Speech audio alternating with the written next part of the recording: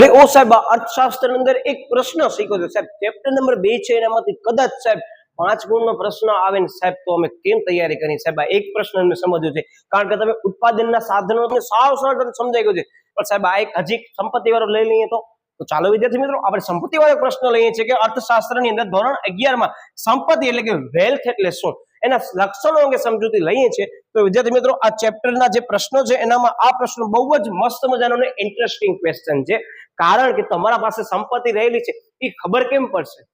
હા સાહેબ, અમે તો વેલ્થી છીએ, ખબર કેમ પડી? તો આ બધી વસ્તુ અહીંયા તમને સમજવામાં મળશે, બરાબર? એટલે ખાસ આપણે દરેક મુદ્દાને વ્યવસ્થિત સમજવાના છે, ખાસ ધ્યાનપૂર્વક દરેક મુદ્દાને સમજી લેજો. તમને કોઈ પણ પ્રશ્ન થાય તો આપણા સોશિયલ મીડિયાના માધ્યમો નીચે આપેલા છે, તમે બિંદાસથી ત્યાં જઈને મારા સાથે કોઈ પણ શૈક્ષણિક પ્રશ્ન તમને પૂછી. ચાલો આપણે સંપત્તિ વિશે ચર્ચા કરીએ, બરાબર? ચર્ચા જ કરશું, કારણ કે બહુ ઇન્ટરેસ્ટિંગ વસ્તુ છે એટલે. ઓકે, અર્થમાં શું કહે છે યાદ રાખજો. હવે ઘણા બધા અર્થશાસ્ત્રના નામ આવશે, એમાંથી આપણે એક નામ મસ્ત મજાનું યાદ રાખી લઈએ છીએ કે જેથી તમને વાંધો ના આવે. તેનું નામ છે, હા સાહેબ, માર્શલ. બધા ચેપ્ટરમાં માર્શલ જોવા મળે છે, તો બનાવો લગતી યાદ. માર્શલ જે છે શું કર્યું છે આગળના ચેપ્ટરમાં આપણે દરેક સમજી લીધું છે, અને વિદ્યાર્થી મિત્રો ખાસ વ્યાખ્યાઓ કરી લેજો. માર્શલની વ્યાખ્યા, રોબિન્સનની વ્યાખ્યા, કૌટિલ્યની વ્યાખ્યા, બરાબર? તો આ ઘણા બધા જે છે વ્યાખ્યા વાળા વ્યક્તિઓને મૂકતા નહીં, ચેપ્ટર નંબર 1 માં ખાસ કરી લેજો, બરાબર? એના વિડીયોમાં આપણે મૂકી દીધા છે, ખાસ ન જોયા હોય તો જોઈ લેજો. ઓકે, હવે માર્શલે શું કીધું ખબર? સંપત્તિ એટલે શું? હું મેઇન કીવર્ડ્સ જે અન્ડરલાઈન કરીશ, તમે ખાલી અત્યારે માત્ર ધ્યાન આપજો, કોઈ સાહિત્ય લેવાની જરૂર નથી, તમારો માત્ર ધ્યાન અહીંયા હોવું જોઈએ. એક માર્કનો પ્રશ્ન તમારો અહીંયા જ કવર કરાવી દઈશ. હવે વિદ્યાર્થીઓ તમે જોયો હશે કે માર્શલે જે વ્યાખ્યા આપી છે ને, એને સમજવા માટે કરી આપણને એક્ઝામ્પલ લઈ લેવાનું કે ભાઈ આપણા એમ સમજી લો કે જ્યાં રહીએ છીએ એ જે ઘર છે, એ જે જમીન છે, એ આપણી પોતાની છે, એ સંપત્તિ છે જ. તો હવે વિચારવાનો છે કે એ સંપત્તિની અંદર લક્ષણ રહેલા છે કે નથી રહેલા. તમે જ્યાં બેસીને પરીક્ષા આપો છો ને વિદ્યાર્થી મિત્રો, ત્યાં પણ જમીન હશે, શું હશે? હા સાહેબ, સંપત્તિ જ છે, બરાબર? તો શું કે છે આની અંદર કે જે વસ્તુ શું હોય, ઉપયોગી હોય, તમે જે જમીન ઉપર હશો એ ઉપયોગી છે. હા સાહેબ, ઉપયોગી છે, ત્યારે તમે પરીક્ષા આપતા હશો શાળામાં બેસીને. યસ, પછી શું કે છે?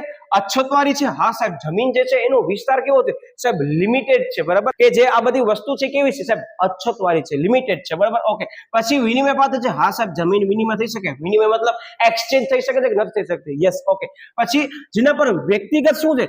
માલિકી થઈ શકે. હા સાહેબ, વ્યક્તિગત માલિકી થઈ શકે, કારણ કે જમીન કોઈ પણ વ્યક્તિની હશે, બરાબર? એનો માલિક હશે, તેનો મતલબ કે આ બધા લક્ષણ જેમાં હશે ને એ શું હશે સાહેબ? એ સંપત્તિ હશે. ક્લિયર થાય છે શું કહેવા માંગુ છું? જસ્ટ ફોર એક્ઝામ્પલ, કે કદાચ તમે પરીક્ષામાં બેઠો, તમે એમ સમજી લો એક્ઝામ્પલ તરીકે કોક સોનાની વસ્તુ તમારા પાસે છે, અથવા તમારી સામે રહેલો વ્યક્તિ છે કે સુપરવાઇઝર છે, એ સોનાની વસ્તુ પહેરીને ઉભો છે, મતલબ એ શું છે? સંપત્તિ છે. આમ યાદ રાખવાનું છે, પરીક્ષામાં લખવાનું નથી, કારણ કે આ લક્ષણની અંદર આ બધા મેઇન કીવર્ડ છે, ખાસ ધ્યાનમાં રાખજો, બરાબર? જે રાઉન્ડ કર્યા છે એ મેઇન કીવર્ડ છે. અત્યારે તમે કોઈ પણ સાહિત્ય નહીં હોય તો ચાલશે, માત્ર તમારે ધ્યાન અહીંયા હોવું જોઈએ. ઓકે, પછી એના આવે છે લક્ષણો. આ દરેક લક્ષણો મોસ્ટ આઈએમપી છે, બરાબર? આ ક્વેશ્ચન તમને 5 ગુણ અથવા 3 ગુણ અથવા 2 ગુણ અંદર કામ આવશે જ, એટલે ટાર્ગેટ કરજો આ ક્વેશ્ચન ને, બરાબર? ઉત્પાદનના સાધનોના પછી કરી નાખજો, એ પણ કામ આવવાના છે, બરાબર? ઓકે, જેમાં સૌથી પહેલું લક્ષણ છે કે સંપત્તિ છે ને ઉપયોગિતાનો ગુણ ધરાવે છે. એ હા સાહેબ, તમે અત્યારે જે ટીક કરાવે ને સાહેબ, એમાં લક્ષણમાં આવે સર, જેટલે જ મેં ડાઉન કર્યા છે, બરાબર? Okay, yes. હવે શું કે છે એની અંદર કે સંપત્તિનું પ્રથમ લક્ષણ શું છે? ઉપયોગિતા છે. આપણને જોવા જ મળી ગઈ વ્યાખ્યામાં. ઓકે, પછી શું કે છે? યસ, તો કે સંપત્તિ માનવ જરૂરિયાતો સંતોષવાનો ગુણ ધરાવે છે. તમે જે જમીન ઉપર રહેતા છો, જે જમીન ઉપર તમારો ઘર હશે, શું છે? હા સાહેબ, એ અમારે સંતોષ પૂરો પાડે છે, બરાબર? અમે રહેવા માટે શું કરે છે? છત પૂરી પાડે છે. આ જસ્ટ ફોર એક્ઝામ્પલ, પરીક્ષામાં લખતા નહીં, પણ એ તમારી સંપત્તિ છે, બરાબર? ઓકે, શું કે છે પછી? એક્ઝામ્પલ તરીકે કે છે કે મકાન છે, વાહન છે, સોના ચાંદીના ઘરેણા છે, હીરા છે, બરાબર? વગેરે માનવીની ઉપયોગી વસ્તુ છે, તે શું છે સાહેબ? સંપત્તિ. તમને ખબર પડી ગઈ આ જે મેઇન કીવર્ડ છે એના લક્ષણોમાં આવે. હવે એના પછી કયો લક્ષણ આવે છે યાદ રાખજો કે સંપત્તિમાં અછતનો ગુણ ધરાવે છે. તમને ખબર પડી ગઈ બધા મેઇન કીવર્ડ છે. Okay, yes. શું કહે છે કે અછત એટલે શું? કે તમે આગળ અર્થશાસ્ત્રમાં ભણી ગયા છો કે આપણા પાસે જે સાધનો છે ને કેવા છે? મર્યાદિત છે, પણ એ જરૂરિયાત કેવી છે સાહેબ? અમર્યાદિત છે. ત્રીજી વસ્તુ, એ સાધન જે છે એમાં ઘણા બધા એવા પ્રકારના સાધનો છે જે લિમિટેડ છે, જેની અછત છે, બરાબર? જેની અંદર સમજૂતી કહેવા માંગે છે.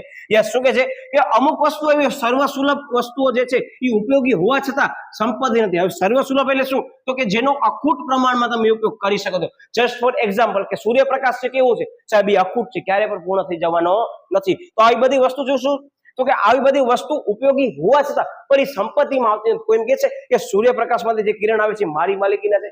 નહીં કહી શકે, કારણ કે સંપત્તિમાં સમાવેશ કરી શકાતી નથી, બરાબર? ઓકે, કારણ કે તે વિનિમય પાત્રતા નથી, તમે એનો એક્સચેન્જ પણ નહીં કરી શકો. એમ કે છે સાહેબ, આ સૂર્યપ્રકાશનું કિરણ મેં લીધું અને હવે તમને આપ્યો, નહીં, કે એનો મતલબ કે એ સંપત્તિમાં આવશે નહીં. જે સ્પષ્ટ શું કે જેની અંદર કે અછત હોય તેવી વસ્તુ ઉપયોગી છે અને એનું વિનિમય મૂલ્ય ધરાવે છે. જસ્ટ વિનિમય મૂલ્ય હશે કાંઈક, એનો મતલબ કાંઈક એની વેલ્યુ હશે, બરાબર, એ રીતે કે છે. ઓકે, આમ અછતવાળી વસ્તુ સંપત્તિ કરે છે, ઘરેણા ઉપયોગિતાનો ગુણ ધરાવે છે અને તે સર્વસુલભ નથી, તેથી તે શું છે તો કે સંપત્તિ છે. અત્યારે જાણી અંદર ચર્ચા કરી, ફરીથી ઉદાહરણ એ લોકોએ રિપીટ કર્યું.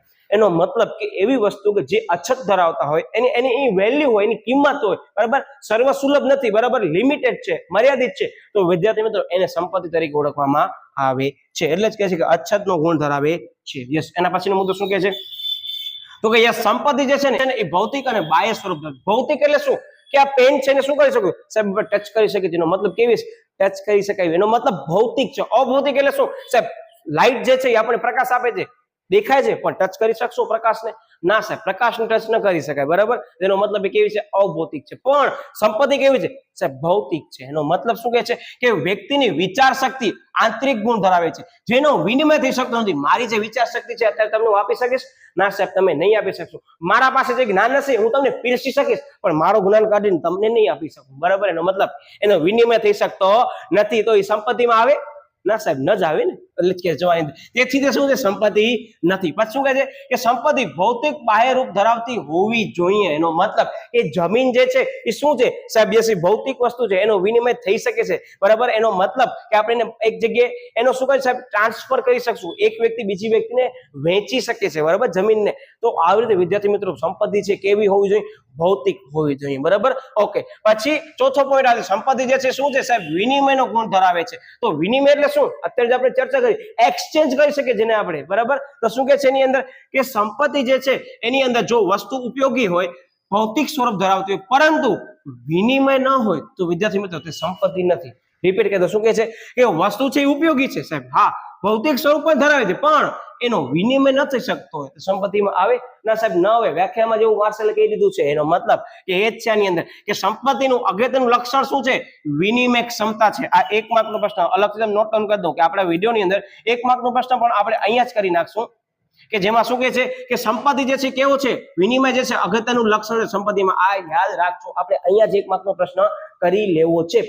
પછી આપણે અનંત સાહિત્ય ઉપર વળવાની જરૂર રહેતી નથી. એટલે એક લાઈન તમે વ્યવસ્થિત કરશો ને વિદ્યાર્થી મિત્રો, તો તમને ઘણી કામ આવશે એક કોની અંદર, બરાબર. Okay, yes. સંપત્તિ વ્યક્તિની વર્તમાન જરૂરિયાતો તેમજ ભવિષ્યમાં થનારી જરૂરિયાતો સંતોષવાનો ગુણ ધરાવે છે. કે જમીન જે છે એ અત્યારે હું લઈશ તો વર્તમાન સમયમાં પણ મને એનામાં રહેવા પડશે અને ભવિષ્યની અંદર પણ હું એનામાં રહી શકીશ. એનો મતલબ કે સંપત્તિ છે ને ભવિષ્યમાં ઊભી થનારી જરૂરિયાતો પર શું કરે છે, સંતોષવાનો પણ ગુણ ધરાવે છે. એનો મતલબ સેટિસ્ફેક્શન આપણને મળશે સંપત્તિમાંથી, એવું આપણને આની અંદર કહેવા માંગે છે. ઓકે, જસ્ટ ફોર એક્ઝામ્પલ લોકો કીધું છે કે જમીન છે, મકાન છે, ઝવેરાત છે, માનવીની વર્તમાન જરૂરિયાતોનું સંતોષ અને ભવિષ્યમાં વસ્તુ શું કરી શકાય સાહેબ, વેચી અને અન્ય જરૂરિયાતોને પણ સંતોષી શકાય છે. એનો મતલબ કે સંપત્તિ એવી વસ્તુ છે કે તમે એનો વિનિમય કરી શકશો અને વિનિમય કર્યા પછી તમે એને વેચી એમાંથી નાણાં મેળવી અને બીજી કોઈ જરૂરિયાત સંતોષ શકશો અથવા બીજી કોઈ સંપત્તિ લઈ શકશો. એનો મતલબ કે એને વેચી શકાય એવી હોવી જોઈએ, બરાબર. આ યાદ રાખજો.